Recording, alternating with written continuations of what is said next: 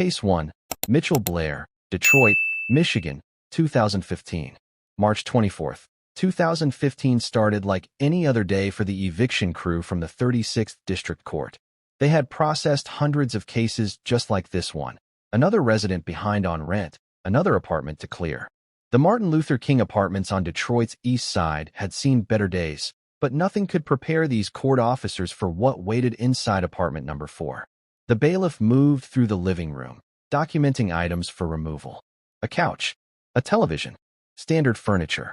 Then he reached the white deep freezer standing against the wall. Protocol required checking all containers. He lifted the lid. Time stopped. Wrapped in plastic, preserved in the cold, was the body of a teenage girl. The bailiff's hands trembled as he reached for his radio. But the horror wasn't over. Beneath the first body lay another, a young boy, frozen in time, his small frame compressed beneath his sister's. Stoney and Blair had been 13 years old. Stephen Gage Barry had been 9.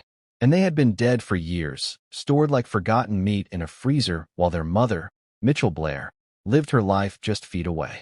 Their surviving siblings, a 15-year-old girl and an 8-year-old boy, had walked past that freezer every single day, knowing what it contained, living in terror that they might be next. The path to murder. Mitchell Blair, 35 years old at the time of her arrest, had not always been a killer. Neighbors and acquaintances described her as protective of her children, though quick-tempered and sometimes volatile. But protective and loving are not the same thing. According to court documents and testimony from her surviving daughter Gabby, Blair was a ticking time bomb. Physical punishment escalated over the years from spankings to beatings with extension cords. The children learned to read their mother's moods, to walk on eggshells, to make themselves small and invisible when her fuse was lit. The first murder happened in August 2012. 9-year-old Stephen Barry became the target of his mother's rage after she convinced herself that he and his sister had abused their youngest brother. No evidence would ever substantiate these claims. No investigation ever found proof. But in Mitchell Blair's mind, it became an unshakable truth that justified the unthinkable. Blair wrapped an extension cord around Stephen's neck and lifted him off the ground. She took him to her bedroom, closed the door, and for the next several days, subjected the boy to systematic torture. She denied him food. She asphyxiated him with plastic bags. She beat him until his small body finally gave out. Gabby Blair, Stephen's sister, later recounted being ordered to help carry her brother's body downstairs. She watched as her mother stuffed Stephen into the freezer. For months afterward, every trip to the kitchen meant walking past her brother's frozen tomb. I made sure to watch what I said around my mother, Gabby would later testify. I already knew that one misstep, and this is where I'd end up. The second victim.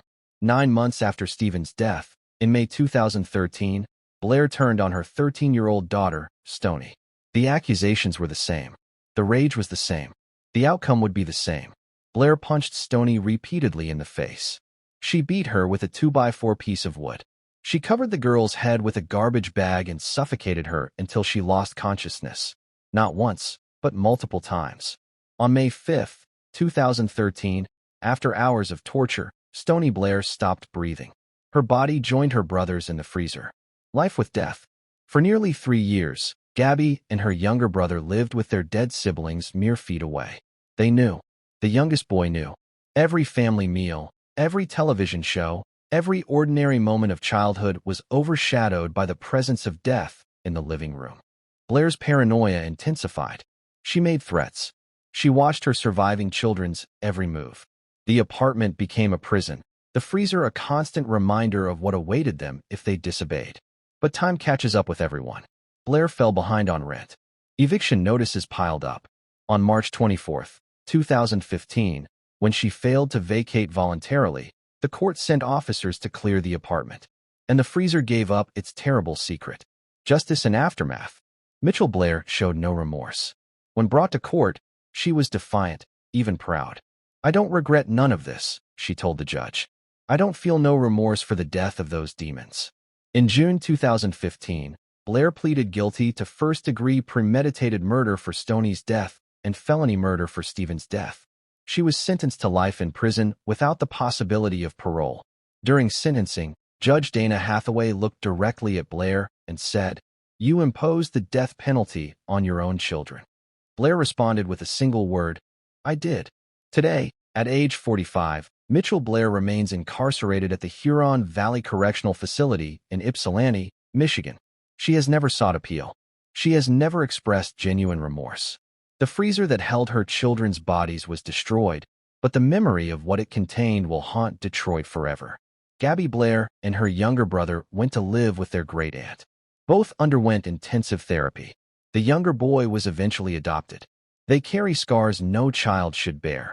The knowledge that the person who should have protected them most became their greatest nightmare. Case 2.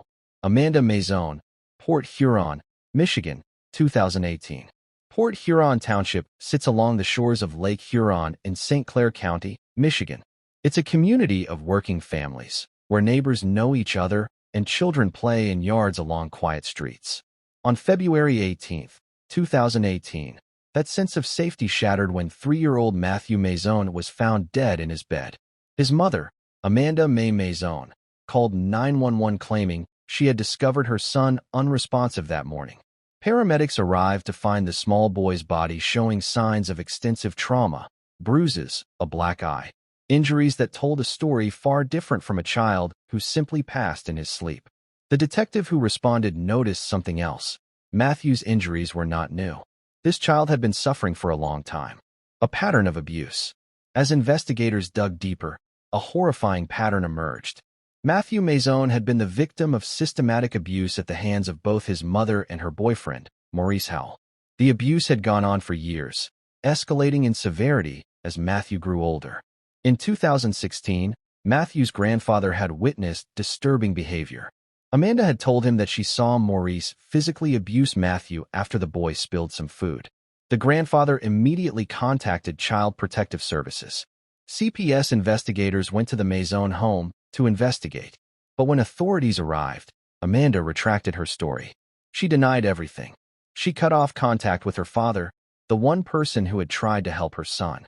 The investigation was closed, and Matthew was left in his abuser's hands. Court documents later revealed the true nature of what Matthew endured. Maurice Howell admitted to punishing the boy with what he called military timeouts, forcing the 3-year-old to kneel facing a wall with his hands on his head. If Matthew's arms dropped or he moved, punishment became more severe.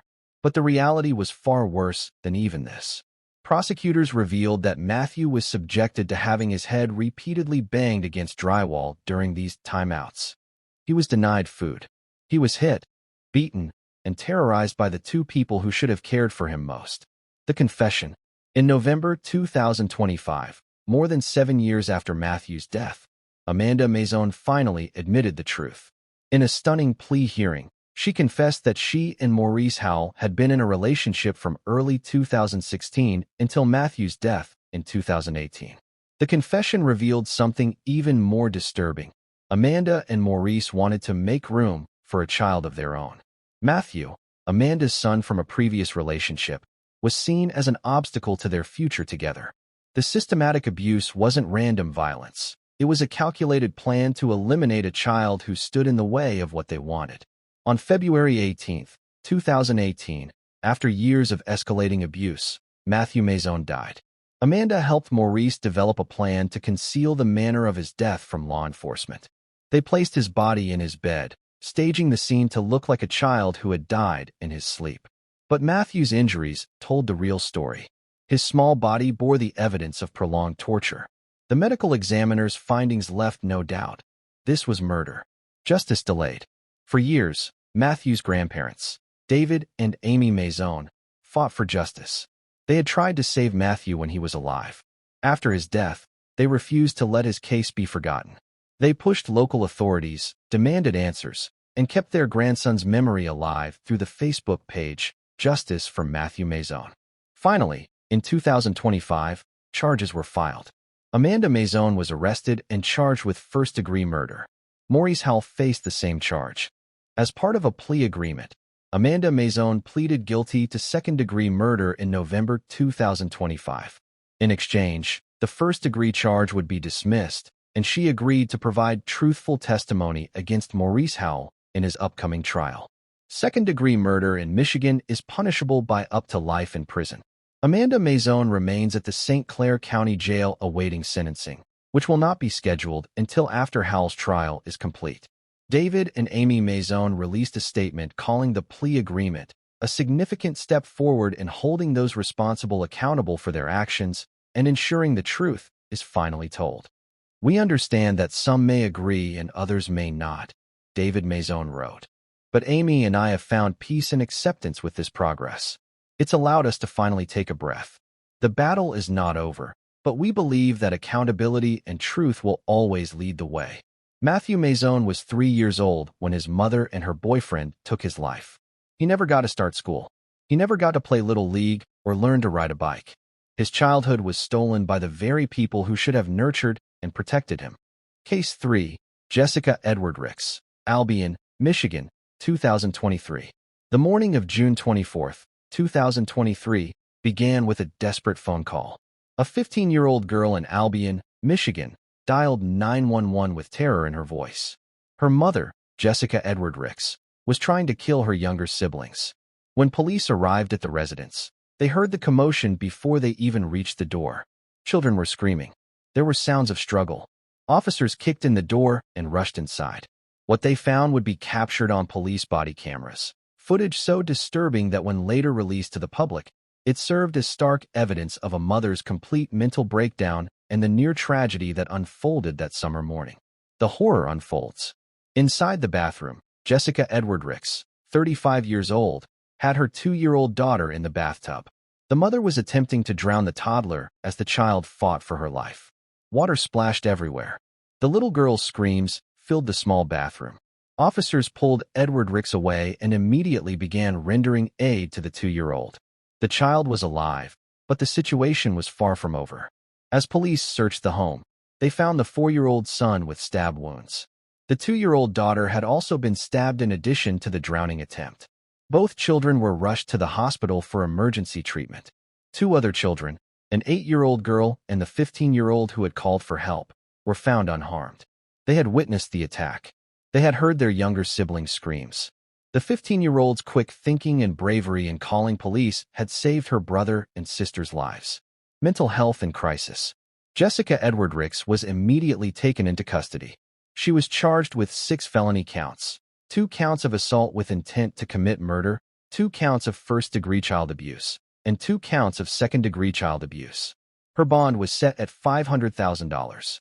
As the case proceeded through the court system, Edward Ricks' defense attorneys filed notice of their intent to assert an insanity defense. The details that emerged painted a picture of a woman in the midst of a severe mental health crisis. Unlike some of the other cases in this documentary, there was no evidence of long-term premeditation or planning. Edward Ricks appeared to have snapped, experiencing a psychotic break that led to an impulsive, violent attack on her own children. Resolution. In March 2024, Edward Ricks' defense filed a not guilty by reason of insanity plea. Mental health evaluations were conducted. Psychiatric experts examined her mental state at the time of the incident. According to court records, Edward Ricks' case was closed in June 2024. She entered a plea of not guilty by reason of insanity, and the court accepted this finding.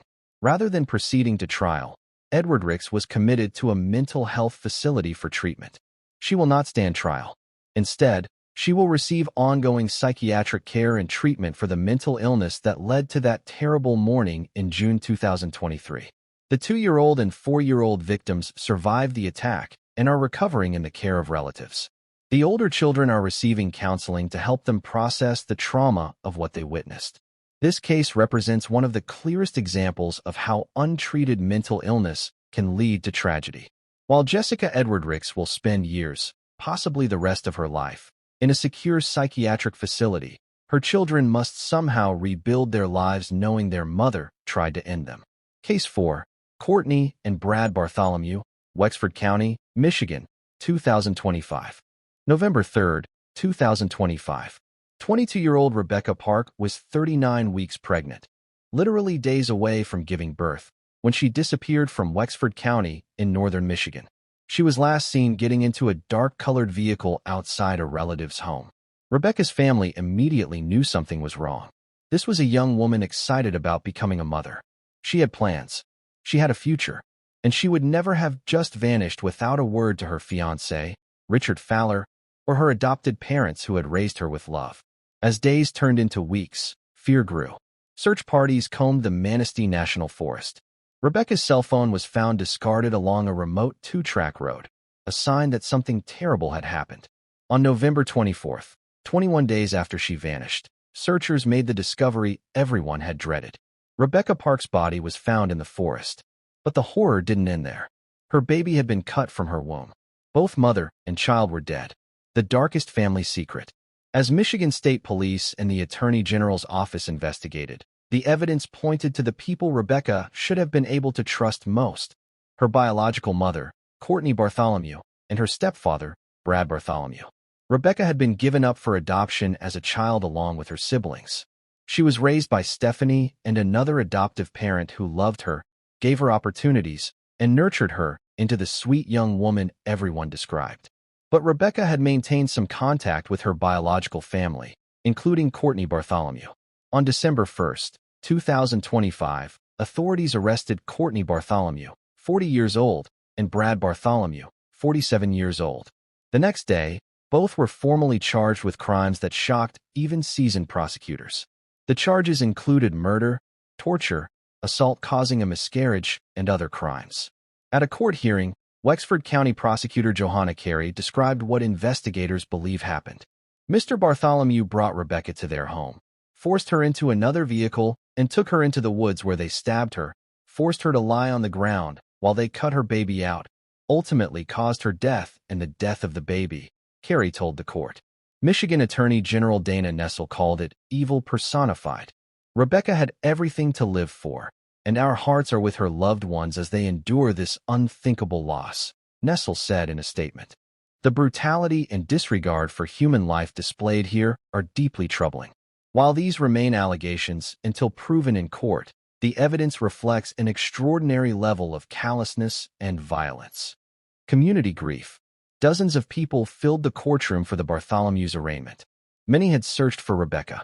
Many had held out hope that she and her baby would be found alive. Cars in the courthouse parking lot bore messages: "Justice for Rebecca and Baby Park." Rebecca's adoptive mother, Stephanie Park, spoke to local media about the daughter she had loved and lost. "She deserves to be remembered as the sweet girl that she was," Stephanie said.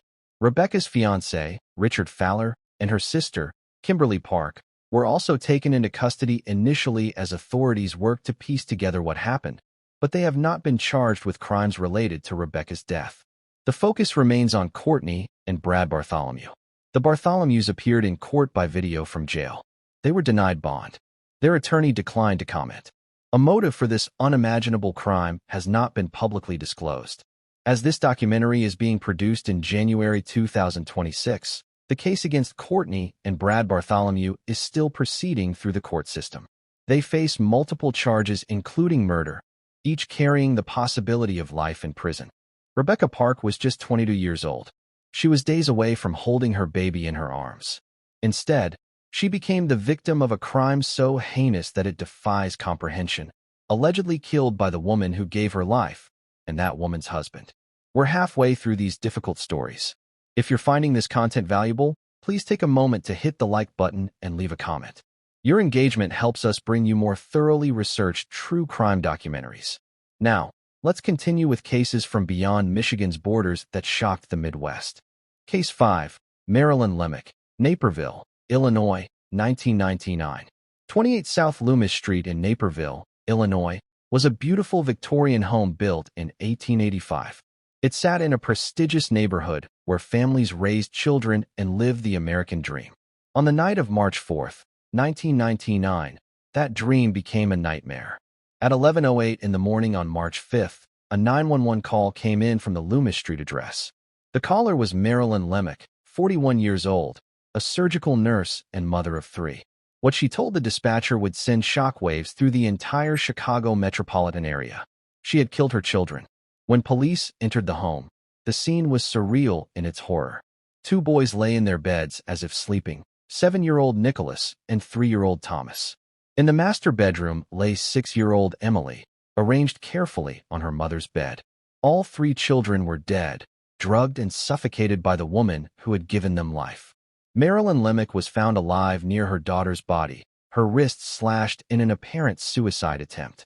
She had left behind an X-Acto knife stabbed through a wedding photo, the blade piercing straight through the image of her husband's chest. Her wedding dress lay crumpled on the bathroom floor. The unraveling. To understand what happened that night, we must go back to understand Marilyn Lemick's deteriorating mental state in the months leading up to the murders. Marilyn and David Lemick appeared to be a successful couple. David was an emergency room physician at Hillsdale Hospital. Marilyn was a part-time surgical nurse. They had 3 beautiful children and lived in one of Naperville's most desirable neighborhoods. But behind closed doors, the marriage was collapsing. David had moved out and was dating another woman. Divorce proceedings were underway. Marilyn had been suffering from postpartum depression since the birth of her youngest child in 1995, and the stress of the divorce was exacerbating her mental health issues. In September 1998, 6 months before the murders, Marilyn appeared in divorce court asking for David to be removed from the home. She told the judge she felt ignored as a parent and as a wife, and was suffering physical symptoms from the stress: severe headaches, neck and back tension, jaw clenching, and facial pain. The judge denied her request. Family members later reported that Marilyn's depression had been worsening. She was prescribed antidepressant medications including Zoloft, but she appeared to be sinking deeper into darkness as the reality of her divorce set in. The systematic murders. On March 4, 1999, Marilyn Lemick executed a carefully planned murder of her 3 children. This was not an impulsive act. This was systematic, methodical, and deliberate. Emily and Thomas were killed first, in the afternoon, while 7-year-old Nicholas was still at school. Marilyn gave them food laced with crushed tablets of Ativan, an anti-anxiety medication that had been prescribed to her. Once they were sedated, she suffocated them. When Nicholas came home from school, Marilyn told him that Emily and Thomas wouldn't be joining them for dinner. She made him a bagel with crunchy peanut butter, sprinkling it with crushed Ativan tablets. Once Nicholas became drowsy, Marilyn smothered him too. She then arranged her children's bodies, the boys in their own beds, Emily in her bedroom. She attempted to take her own life by slashing her wrists, but the wounds were not deep enough. She survived. The next morning, Marilyn called 911 and confessed to what she had done. The trial and its aftermath. The murders of Nicholas, Emily, and Thomas Lemick became one of the most closely followed cases in Illinois history. The trial didn't begin until November 2001, more than 2.5 years after the murders, and it would test the limits of the insanity defense in Illinois law. Marilyn's attorneys, led by Jack Donahue, argued that she was legally insane at the time of the murders. They presented psychiatric testimony that she was suffering from severe depression, had a history of mental illness, and was in the midst of a psychotic break. But prosecutor Joe Burkett presented a different theory. He argued that Marilyn was not insane, she was angry. Angry at her husband for dating another woman. Angry about the divorce. And she wanted to hurt David in the worst way possible, by taking away what he loved most, his children. Marilyn Lemick is an angry, manipulative woman who long resented having to give up her career to stay home with the children. Prosecutor Joseph Ruggiero said in opening statements. She was so outraged at her estranged husband, David, for openly dating another woman, that she meticulously crafted and carried out a plan to kill what he loved most in life, his kids. The prosecution pointed to evidence that Marilyn had planned the murders. She had researched medications, she had waited until she was alone with the children, and she had carried out the killings in a methodical fashion over several hours. The jury deliberated and found Marilyn Lemick guilty of first-degree murder. The death penalty was not pursued. On May 30, 2002, Judge George Bacali sentenced her to life in prison without the possibility of parole. It is appropriate that every day as you look at the walls, the floor, the ceiling, the bars, you will see the faces of these young children and hear these young voices asking you, "Why, Mom? We loved you, Mom. Why did you do this to us?" Judge Bacali said during sentencing. The questions that remain. 25 years later, the Lemick case still haunts those who were involved. Former prosecutor Joe Burkett, now an Illinois appellate court justice, keeps a photo of Nicholas, Emily, and Thomas in a drawer as a reminder of the case. Detective Michael McGurry, who worked the investigation, has never forgotten walking through that house and seeing those 3 children. The case happened during the same week as the funeral for his colleague, Detective Mark Carlson, adding another layer of grief to an already traumatic investigation. "I was looking to make Mark proud and do justice to those 3 kids," McGurry later said. In prison, Marilyn Lemick has maintained that she was mentally ill at the time of the murders. In a 2012 interview, she said, "I was a good mother who got very seriously mentally ill and did a terrible, tragic thing." Some mental health advocates have argued that Marilyn should have been found not guilty by reason of insanity, pointing to her history of depression and the medications she was taking. Others maintain that the jury got it right, that Marilyn made a conscious choice to kill her children as an act of revenge against her husband. David Lemick has since remarried and lives out of state. He has worked to rebuild his life after losing all 3 of his children in a single night. The pain of that loss, of knowing his children were murdered by their mother, is something he will carry forever. Marilyn Lemick, now 61 years old, remains incarcerated in Illinois. She will spend the rest of her life behind bars, living with the memory of the 3 innocent lives she took. Case 6. Susan Smith, Union, South Carolina, 1994. October 25, 1994. 9:04 p.m. A young mother ran to a house near John D. Long Lake in Union County, South Carolina, her face stricken with panic. When she called 911, her story would captivate a nation and set off one of the largest manhunts in American history. 23-year-old Susan Smith told police she had been carjacked at a traffic light by a black man. The carjacker had forced her out of her 1990 Mazda Protege and driven away, with her 2 young sons still strapped in their car seats in the back. 3-year-old Michael and 14-month-old Alex were gone, taken, and their mother was desperate to get them back. Or so she claimed, the lie that gripped a nation. For 9 days, Susan Smith's face was everywhere. She appeared on television with her estranged husband, David Smith, pleading for the safe return of their sons.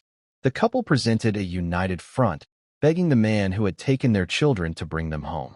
"You guys have got to be so strong," Susan said in one TV appearance, tears streaming down her face. "I just feel in my heart that you're okay, but you got to take care of each other." David Smith believed his wife. He stood beside her at press conferences, his pain visible for all to see. "If the person who has mine and my wife's children see this, we come to you and we beg that you please do not hurt our children," he said. "Just find the compassion, find it somewhere in your heart to let them return home safely, and don't hurt them." The nation watched. Volunteers searched. Law enforcement followed up on hundreds of tips. Everyone wanted to believe that Michael and Alex would be found safe and returned to their mother's arms. But investigators were skeptical from the start. Susan's story had inconsistencies. The details didn't add up. And then there was the uncomfortable reality of her description of the carjacker, a vague description of a black man that fit into a long, ugly history of false accusations. The terrible truth. On November 3, 1994, 9 days after she reported the carjacking, investigators confronted Susan Smith with evidence that her story was impossible. Traffic light patterns didn't match her timeline. Witness statements contradicted her account. Susan broke down and confessed. There had been no carjacking. There was no black man. Michael and Alex had never been kidnapped. On the night of October 25th, Susan Smith had driven to John D. Long Lake with her sons in the car. She had put the car in neutral and stepped out. Then she stood and watched as her Mazda rolled down the boat ramp and into the dark water.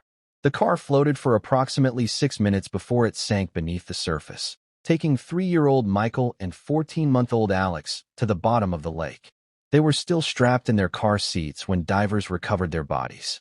Susan Smith had drowned her own children, then lied about it for 9 days while the whole nation searched for them. Why? The question everyone asked was simple. Why? What could possibly drive a mother to kill her own children in such a calculated, cold-blooded manner? Prosecutors theorized that Susan was having an affair with Tom Finley, the wealthy son of her boss at the local mill where she worked. Tom had recently broken off their relationship, telling Susan he didn't want to be involved with someone who had children. He wanted to live a different lifestyle than she could offer. The prosecution argued that Susan killed Michael and Alex because they were obstacles to the relationship she wanted with Tom Finley.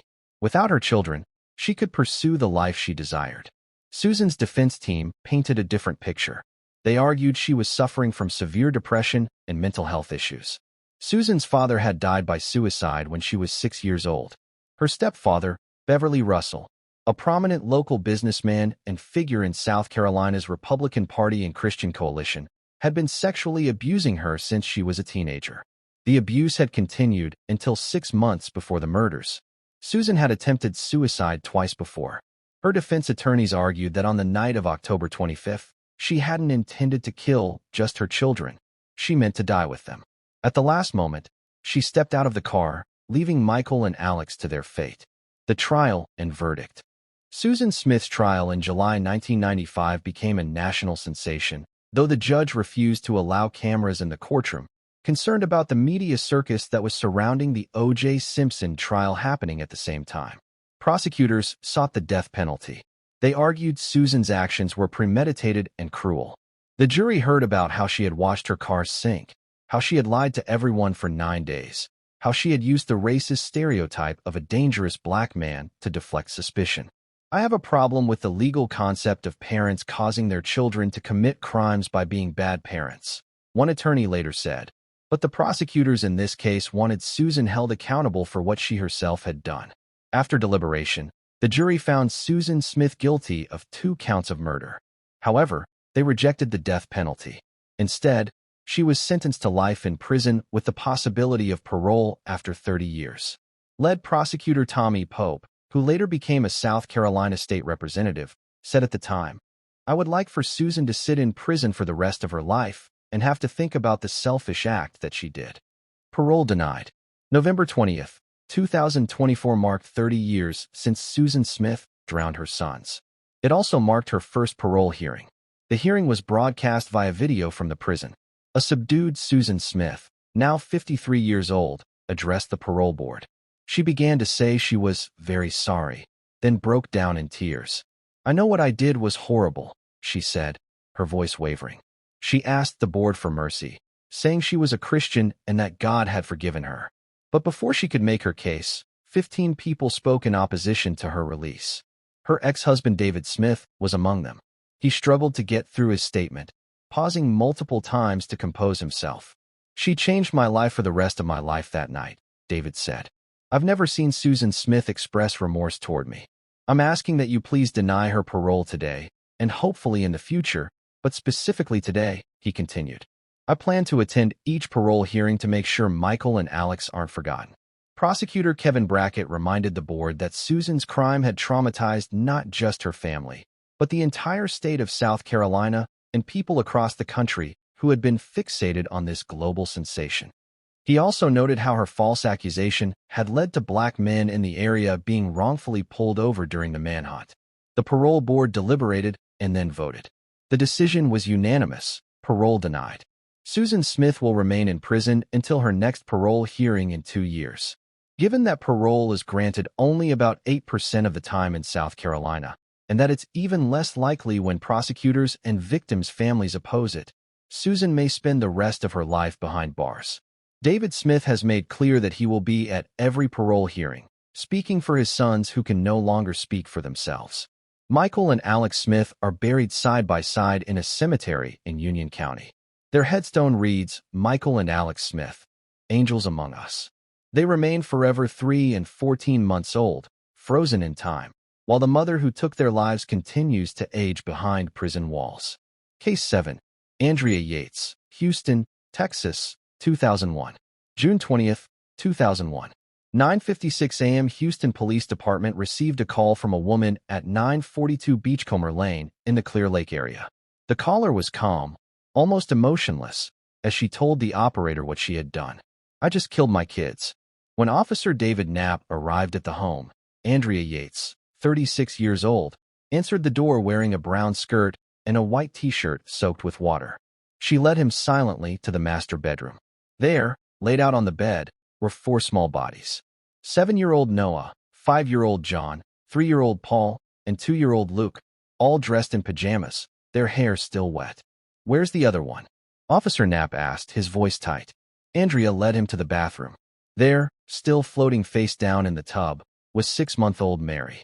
Andrea Yates had methodically drowned all 5 of her children that morning, one by one, in the bathtub. It would become one of the most notorious and tragic cases in American criminal justice history, a case that would force a national conversation about postpartum mental illness, the insanity defense, and the breaking point of a mother's mind. The perfect family's dark reality. To outsiders, Andrea and Russell "Rusty" Yates seemed to be living a life devoted to faith and family. They were married in 1993 and quickly began having children. Andrea was a registered nurse and valedictorian of her high school class. Rusty was a NASA engineer. Luke was next. At 2 years old, the Yates case fundamentally changed how the American public understands postpartum mental illness.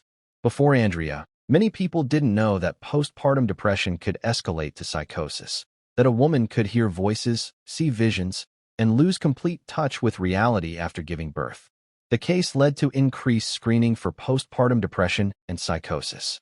It led to laws requiring better mental health support for new mothers.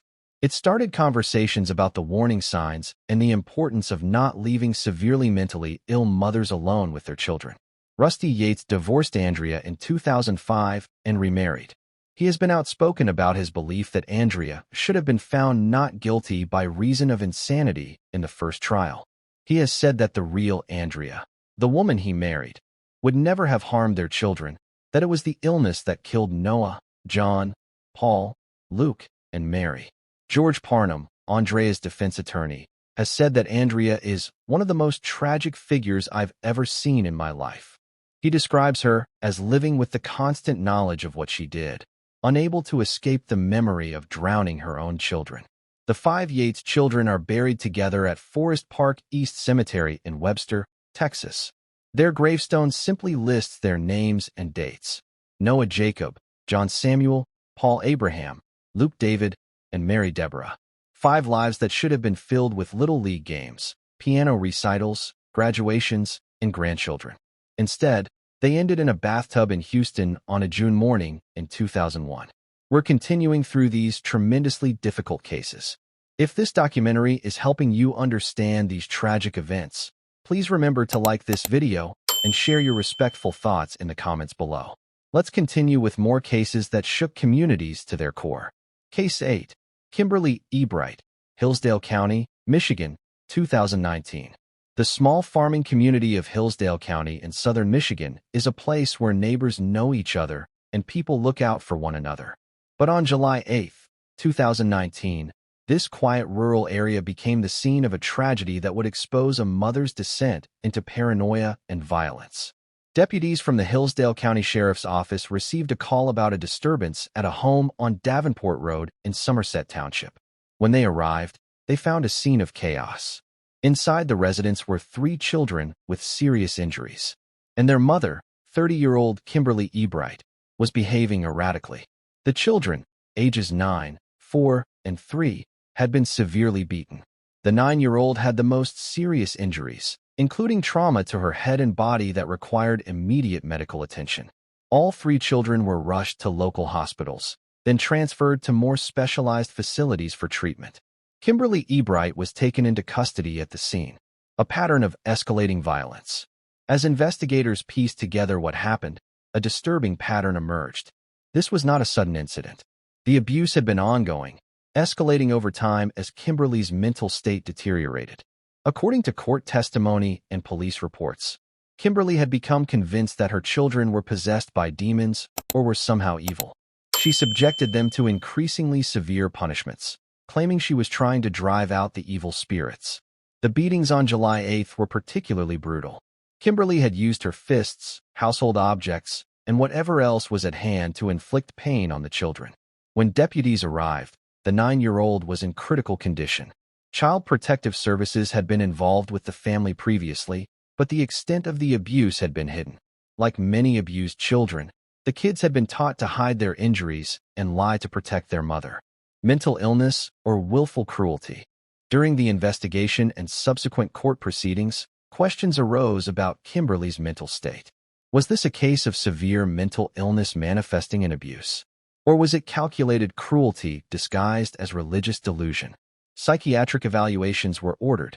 Kimberly underwent extensive mental health assessments to determine her competency to stand trial and her mental state at the time of the assaults. The evaluations revealed a complex picture. Kimberly showed signs of mental health issues, including possible delusional thinking. But she also demonstrated awareness of right and wrong and the ability to understand the consequences of her actions. In other words, even if she believed her children were possessed, she knew that beating them was illegal and harmful. She knew what she was doing was wrong. She had just convinced herself it was necessary. Justice for the children. In February 2020, Kimberly Ebright entered a plea to charges of first-degree child abuse. Under Michigan law, first-degree child abuse occurs when a person knowingly or intentionally causes serious physical or serious mental harm to a child. The charge carries a potential sentence of up to 15 years in prison for a first offense, or up to life in prison if the defendant has prior convictions. On May 6, 2020, Kimberly Ebright was sentenced by Hillsdale County Circuit Court Judge Michael Smith. Taking into account the severity of the injuries to the children, the ongoing nature of the abuse, and the need to protect the victims, Judge Smith sentenced Ebright to a lengthy prison term. Kimberly Ebright is currently serving her sentence at the Women's Huron Valley Correctional Facility in Ypsilanti, Michigan. The earliest she could be eligible for parole would be in the mid-2030s. The children's recovery. The 3 children were removed from Kimberly's custody and placed with relatives. The 9-year-old underwent extensive medical treatment for her injuries. All 3 children began trauma therapy to help them process what they had endured. According to relatives who spoke with local media, the children are resilient. The older girl, despite her severe injuries, was working hard in school and trying to have a normal childhood. The younger children were also making progress, though they still showed signs of the trauma they experienced. They're survivors, one family member said. What they went through would break an adult, but they're finding ways to heal and be kids again. The Hillsdale County Department of Health and Human Services conducted a review of how the case was handled to determine if there were missed opportunities to intervene earlier. While some contact with the family had occurred before the July 8th incident, the children had not disclosed the full extent of the abuse, and visible injuries had been attributed to accidents. The case highlighted the challenges child protective workers face in identifying abuse when children are coached to hide it, and when a parent is skilled at presenting a different face to the outside world. Case 9. D.D. Moore and the Exploitation of Abraham Shakespeare, Lakeland, Florida, 2009. While not a case of a mother harming her own children, the story of D.D. Moore represents a different kind of evil, a woman who exploited, manipulated, and ultimately murdered a vulnerable man, and whose actions tore apart families and left children without their father. November 15, 2009. Abraham Shakespeare, a 42-year-old man from Lakeland, Florida, was reported missing by his family. Abraham had won $30 million in the Florida lottery in 2006. In the 3 years since, his life had become increasingly complicated as people came out of the woodwork trying to get a piece of his fortune. One of those people was D.D. Moore, a woman who had befriended Abraham in 2008, claiming she wanted to help him manage his money and protect him from people trying to take advantage of him. She presented herself as a savior, someone who truly cared about Abraham's well-being. In reality, D.D. Moore was systematically stealing Abraham's money, forging his signature on documents, and taking control of his assets. And when Abraham began to realize what was happening and threatened to expose her, she decided he had to disappear. The murder plot. According to evidence presented at trial, on April 6 or 7, 2009, D.D. Moore lured Abraham Shakespeare to a property she owned in Plant City, Florida. She shot him twice with a .38 caliber handgun, killing him. Then she buried his body under a concrete slab in the backyard. For months, Moore sent text messages from Abraham's phone to his family and friends, pretending he was still alive and had simply gone away for a while. She continued to steal money from his accounts, forge his signature, and maintain the fiction that Abraham was alive and well. But Abraham's family knew something was wrong. He would never have abandoned his young son without a word. He would never have gone months without contact. They reported him missing in November 2009, 8 months after he was actually killed. The investigation and trial. Detectives quickly focused on D.D. Moore. Her story about Abraham's whereabouts kept changing. Her explanations for having access to his money and property didn't add up. And when investigators executed a search warrant at the Plant City property, they found Abraham's body buried under concrete. D.D. Moore was arrested and charged with first-degree murder. At trial, prosecutors painted a picture of a manipulative, cold-blooded killer who had befriended a vulnerable man, stolen his fortune, and then murdered him to cover up her crimes. Evidence showed Moore had transferred more than $2 million from Abraham's accounts into her own. The defense argued that Moore didn't kill Abraham, that he had been killed by drug dealers, and Moore had helped cover it up out of fear. But the evidence against her was overwhelming. On December 10, 2012, D.D. Moore was found guilty of first-degree murder. Judge Emmett Battles sentenced her to life in prison without the possibility of parole. The evidence in this case is overwhelming, Judge Battles said. Abraham Shakespeare was a good person. He had a learning disability. He wasn't used to having money, and he was taken advantage of by the defendant in every way possible, ultimately leading to his death. The broader pattern. While Moore's case is technically different from the maternal filicides covered elsewhere in this documentary, it's included because it represents a pattern that appears in several of these cases. A person who presents themselves as caring and protective while actually being predatory and destructive. Like some of the mothers in this documentary who harmed their children, Moore claimed to be helping Abraham Shakespeare while she was actually exploiting him. She presented a false face to the world while committing terrible acts behind closed doors. Abraham Shakespeare's family, including his young son, were left devastated by his murder. A man who had survived poverty and briefly experienced the dream of financial security was killed by someone he trusted.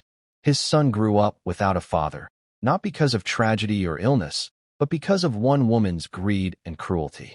D.D. Moore remains incarcerated in Florida, serving her life sentence. She has maintained her innocence, though her appeals have been unsuccessful.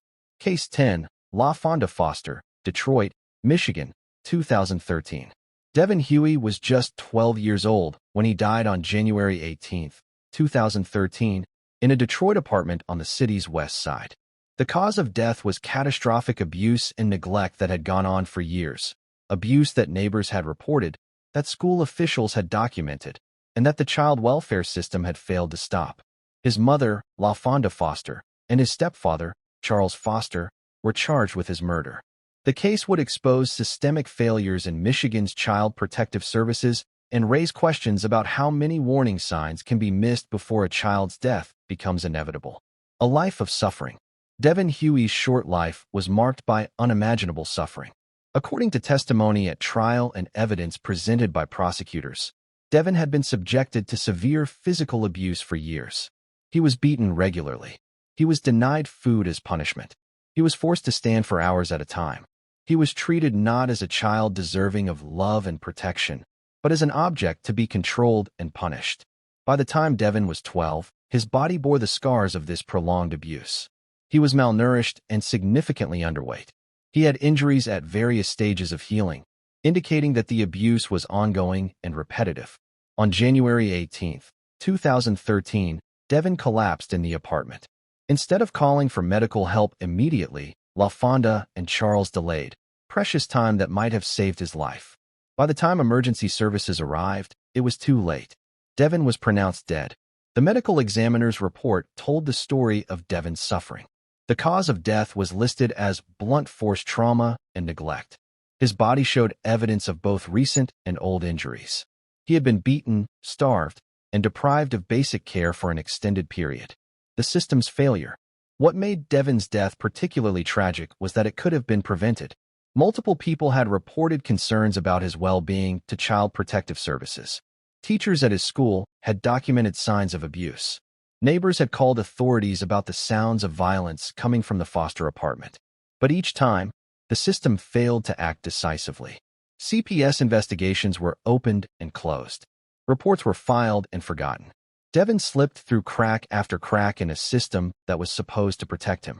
In the wake of Devin's death, Michigan's Department of Human Services, now the Department of Health and Human Services, conducted an internal review. The findings were damning. Caseworkers had missed opportunities to remove Devin from the home. Supervisors had failed to properly oversee investigations, and communication between agencies had been inadequate. The agency made changes to its policies and procedures, but for Devon, those changes came too late. Justice and accountability. LaFonda Foster and Charles Foster were both charged with first-degree child abuse and first-degree felony murder. The felony murder charge applies when someone dies during the commission of another felony. In this case, the underlying felony was the child abuse. The trial revealed the full extent of what Devon had endured. Jurors heard testimony from medical examiners about his injuries. They saw photographs that documented the abuse. They listened to neighbors and family members describe what they had witnessed. In 2014, both LaFonda Foster and Charles Foster were convicted of first-degree felony murder and first-degree child abuse. They were each sentenced to life in prison without the possibility of parole. Judge Timothy Kinney, who presided over the case, spoke directly to the defendants during sentencing. Devon Huey deserved to be loved and cared for, he said. Instead, he was tortured and killed by the very people who should have protected him. LaFonda Foster showed little emotion during the trial and sentencing. Some observers noted that even when faced with the evidence of what she had done to her son, she seemed unable or unwilling to express genuine remorse. Devon's legacy. Devon Huey's death was not in vain. His case became a catalyst for reform in Michigan's child welfare system. New protocols were implemented for investigating reports of abuse. Training for caseworkers was enhanced. Systems for tracking and following up on cases were improved. In 2014, the Michigan legislature passed several bills aimed at improving child protection, including legislation requiring better coordination between agencies and enhanced oversight of CPS caseworkers. But no amount of policy change can bring Devon back. He is buried in Detroit, his headstone marking the brief 12 years of life he was given before it was stolen by abuse and neglect. His story reminds us that these tragedies are not always the result of a single moment of violence. Sometimes they are the result of prolonged suffering that society fails to prevent, even when the warning signs are clear and visible. Understanding the unthinkable. Psychological analysis and warning signs. As we step back from these individual cases, patterns begin to emerge. Warning signs that appear again and again in stories of maternal filicide and severe child abuse. Understanding these patterns doesn't excuse the actions of these women, but it may help us identify and prevent future tragedies. Mental illness and psychosis. Several of the cases in this documentary involved mothers experiencing severe mental illness. Andrea Yates suffered from postpartum psychosis so severe that she heard voices and believed her children were possessed. Jessica Edward Ricks appears to have experienced a psychotic break that led to her attack on her children. Postpartum depression affects approximately 1 in 7 women, but postpartum psychosis is much rarer, affecting only about 1 to 2 per 1,000 births. When it does occur, it is a psychiatric emergency. Women experiencing postpartum psychosis may have hallucinations, delusions, severe confusion, and thoughts of harming themselves or their children. The Andrea Yates case fundamentally changed how the medical community approaches postpartum mental illness. Today, screening for postpartum depression is standard in most obstetric practices. Women with a history of postpartum psychosis are monitored closely after giving birth, and there is greater awareness that these conditions are medical emergencies requiring immediate intervention. But stigma still exists. Many women are afraid to admit they're having disturbing thoughts about their children, fearing that their babies will be taken away or that they'll be judged as bad mothers. This fear can prevent them from seeking the help they desperately need. Revenge against partners. In other cases, the children were not killed because the mother was psychotic, but because they were weapons in a larger conflict. Marilyn Lemick killed her 3 children as an act of revenge against her estranged husband. Prosecutors argued that Susan Smith drowned Michael and Alex because they were obstacles to the relationship she wanted. This type of maternal filicide is sometimes called revenge filicide or spousal revenge filicide. The children are killed not out of belief that they are demons or that death is better for them, but as a way to punish or hurt a current or former partner in the ultimate way possible. What's particularly chilling about these cases is the level of premeditation involved. These are not impulsive acts. They are planned, sometimes over days or weeks. The mother knows what she's doing is wrong. That's the entire point. She wants the father to suffer, and she understands that killing his children will cause him the maximum amount of pain. Severe personality disorders and sadism. Perhaps the most disturbing category is represented by cases like Mitchell Blair and the Fosters, parents who subjected their children to prolonged torture and abuse before ultimately killing them. These cases often involve severe personality disorders, including antisocial personality disorder and sadistic traits. Mitchell Blair showed no remorse for torturing and killing Stephen and Stoney. When asked about her actions, she referred to her murdered children as demons and said she would do it again. This level of disconnect from normal human empathy and the pride she took in her actions suggests deep-seated personality pathology beyond simple mental illness. In these cases, the abuse escalates over time. It begins with harsh punishments that gradually increase in severity. The children are isolated from people who might intervene. The abusive parent becomes increasingly paranoid and controlling. By the time the fatal abuse occurs, the household has become a prison where normal rules of human decency no longer apply. Substance abuse and impaired judgment. While not the primary factor in most of the cases covered in this documentary, substance abuse can play a role in child abuse and filicide. Drugs and alcohol can impair judgment, increase impulsivity, and lower inhibitions that might otherwise prevent violence. Many cases of child abuse involve parents who are under the influence of substances at the time of the fatal incident. While this doesn't excuse their actions, it does point to the importance of substance abuse treatment and recovery support as part of protecting children. The role of isolation. A common thread in many of these cases is isolation.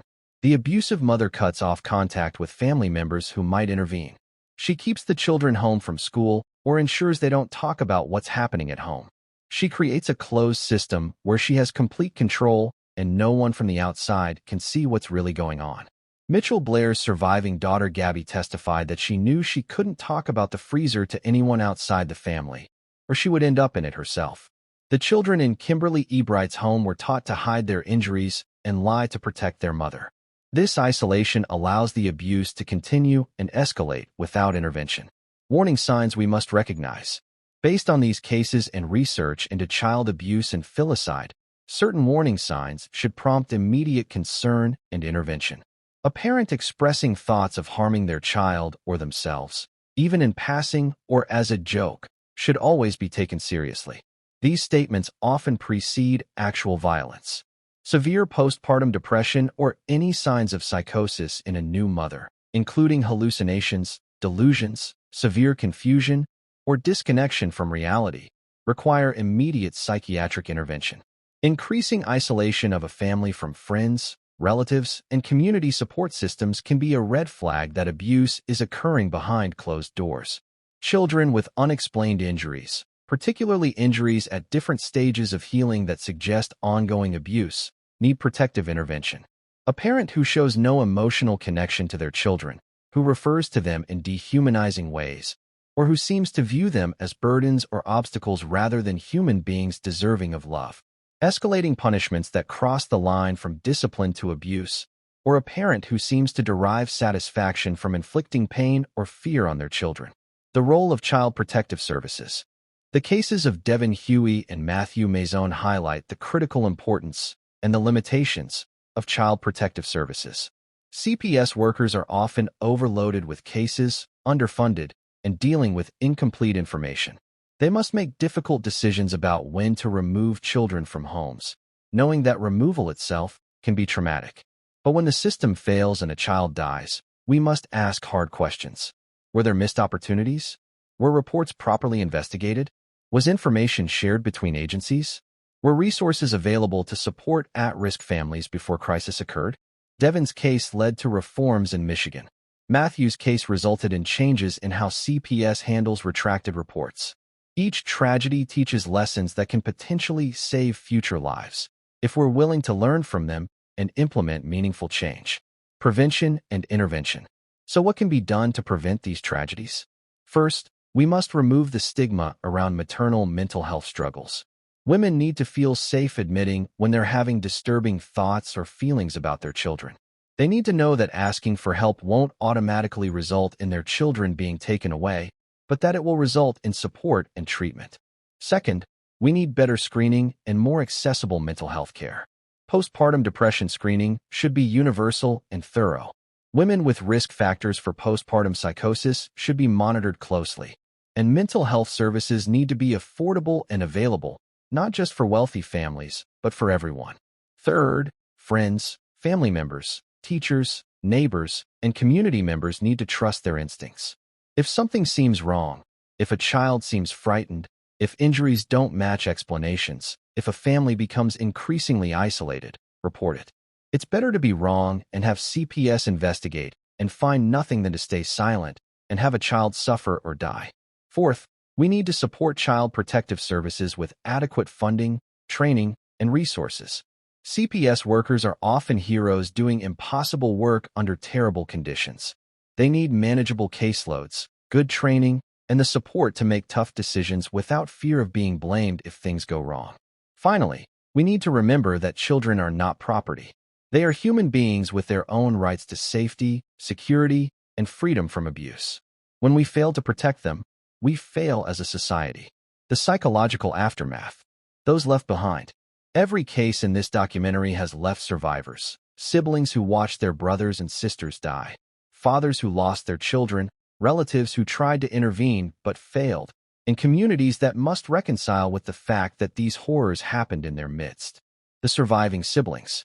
Gabby Blair, who lived for years with her dead siblings in a freezer, testified at her mother's trial with remarkable courage.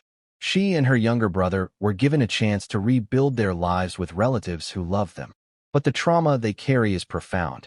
They know that their mother chose to kill 2 of her children while sparing the other 2. They live with survivor's guilt, with nightmares, with the knowledge that at any moment their lives could have ended too. The 2 children who survived Jessica Edward Rick's attack in Albion carry physical scars from the stabbings and psychological trauma from the near drowning. They are growing up knowing their mother tried to kill them. How does a child process that? How do they learn to trust again? The older children in several of these cases witnessed the murders or discovered the bodies. These images can never be erased from their minds. They will carry them forever, shaped by trauma in ways that will affect their relationships, their mental health, and their own eventual parenting. The fathers and family members. David Smith has attended every one of Susan's parole hearings and vows to continue attending them for the rest of his life. He speaks for Michael and Alex, who can no longer speak for themselves. But he also lives with the guilt many survivors carry, the feeling that perhaps he should have known, should have prevented it somehow. David Lemick, who lost Nicholas, Emily, and Thomas in a single night, had to rebuild his entire life after unimaginable loss. The man who left for work one morning with 3 healthy children came home to find all of them dead at their mother's hand. Matthew Maison's grandparents, David and Amy, fought for 7 years to get justice for their grandson. They tried to save him while he was alive and refused to let his case be forgotten after his death. But they live with the knowledge that they called CPS, that they tried to intervene, and that it wasn't enough. The investigators and first responders. The police officers, detectives, medical examiners, and emergency responders who work these cases carry their own trauma. Detective Michael McGurry still remembers walking through the Lemick home and seeing those 3 children arranged on beds. The bailiff who opened Mitchell Blair's freezer will never forget what he found there. These professionals are trained to handle difficult situations, but nothing fully prepares you for the sight of murdered children. Many develop PTSD. Some leave the field entirely, unable to continue doing work that exposes them repeatedly to the worst things human beings can do to each other. The communities. When these cases make headlines, entire communities are affected. In Naperville, people still remember the Lemick case more than 2 decades later. In Union, South Carolina, Susan Smith's name evokes rage and grief. In Detroit, Mitchell Blair's crimes shocked a city already familiar with violence. These cases force communities to confront uncomfortable questions. How did this happen here? Were there signs we missed? Could we have done something to prevent it? They shatter the illusion of safety and the belief that mothers always protect their children. But communities also come together in the aftermath. They hold vigils for the victims. They rally around the surviving family members. They push for changes in laws and policies to prevent future tragedies. Out of darkness, they try to bring light. Legal and ethical questions. The insanity, defense, and justice. One of the central questions raised by cases like Andrea Yates is, when should mental illness excuse criminal behavior? The insanity defense is available in most states, but the standards vary. Generally, a defendant must prove that due to mental illness, they either didn't understand what they were doing or didn't know that it was wrong. Andrea Yates' case is the classic example of someone who met the standard. She was so psychotic that she believed she was saving her children from hell by drowning them. In her diseased mind, she was being a good mother. The jury in her second trial found that this level of psychosis met the definition of legal insanity. But what about Marilyn Lemick, who also had mental health issues, but whose actions appeared more calculated and revenge-driven? Her jury found her guilty, determining that despite her depression, she knew what she was doing was wrong and chose to do it anyway. These cases force us to grapple with difficult questions about culpability, punishment, and treatment. Should someone experiencing psychosis be imprisoned, or should they receive psychiatric treatment? What about someone whose mental illness contributes to, but doesn't completely explain their actions? There are no easy answers. Each case must be evaluated individually.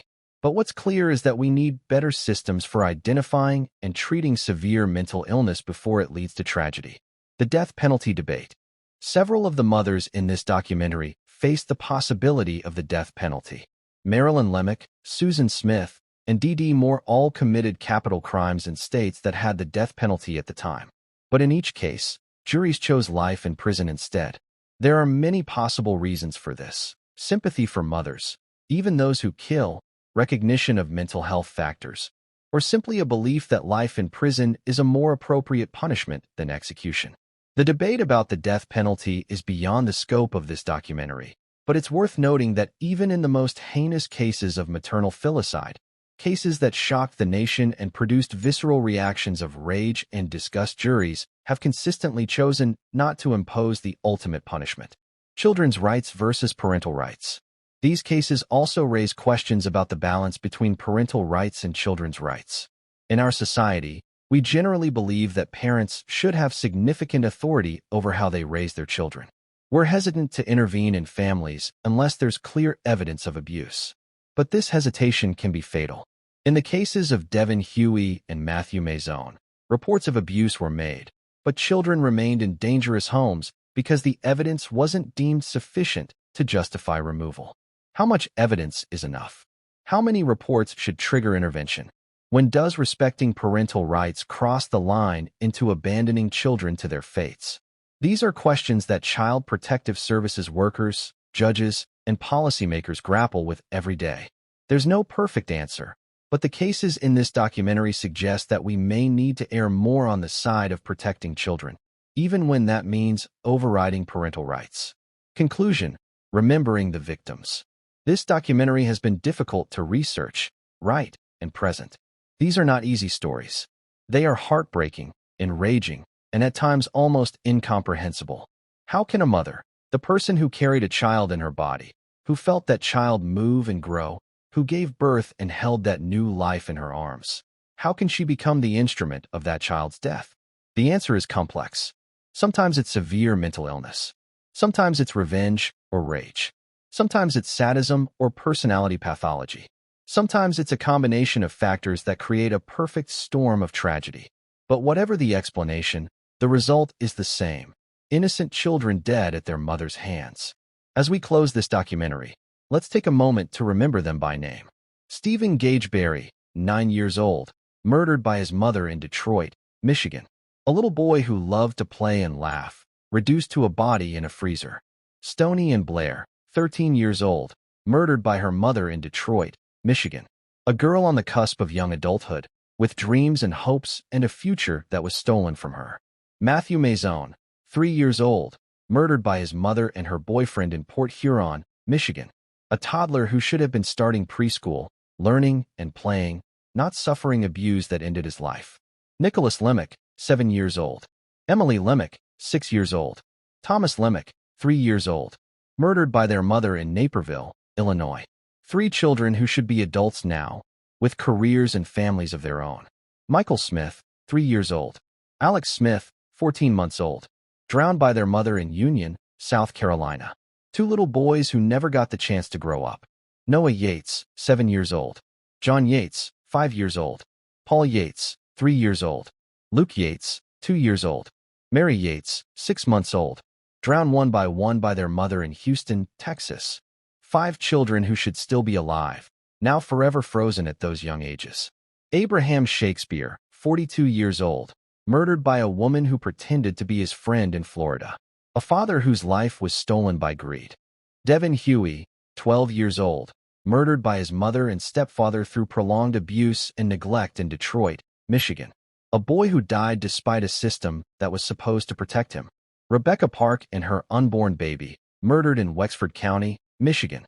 A young woman on the verge of motherhood, and the child who never took a breath, allegedly killed by Rebecca's own biological mother. These are the names we must remember. Not the names of the killers, but the names of those who were killed. They were real children with personalities and favorite toys and foods they loved and didn't like. They were real people who felt pain and fear in their final moments. They deserved to live, to grow, to have futures. Instead, their lives were cut short by the very people who should have protected them most fiercely. Final thoughts from True Crime Silent Files. Thank you for watching this incredibly difficult documentary. We understand that this content is emotionally heavy and deals with the worst of human nature. Our goal in creating this documentary was not to sensationalize these tragedies, but to honor the victims by telling their stories with respect and thoroughness. We wanted to examine not just what happened, but why, to understand the factors that lead to these unthinkable acts so that perhaps, in some small way, we can help prevent future tragedies. Please remember to like this video, leave a comment sharing your thoughts, and subscribe to True Crime Silent Files for more in-depth true crime documentaries.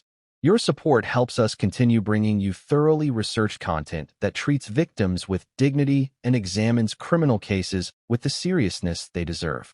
These tragedies remind us that mental illness is real, that warning signs matter, and that intervention can save lives. But they also remind us of something even more fundamental. Children are vulnerable, precious, and deserving of protection. When we fail to protect them, whether as individuals, as communities, or as a society, we all bear responsibility. And when they are taken from us through violence, we must remember their names, tell their stories, and work to ensure that their deaths were not meaningless. This has been a True Crime Silent Files documentary, Most Evil Mother in Michigan. Thank you for watching, and please, take care of yourselves and each other.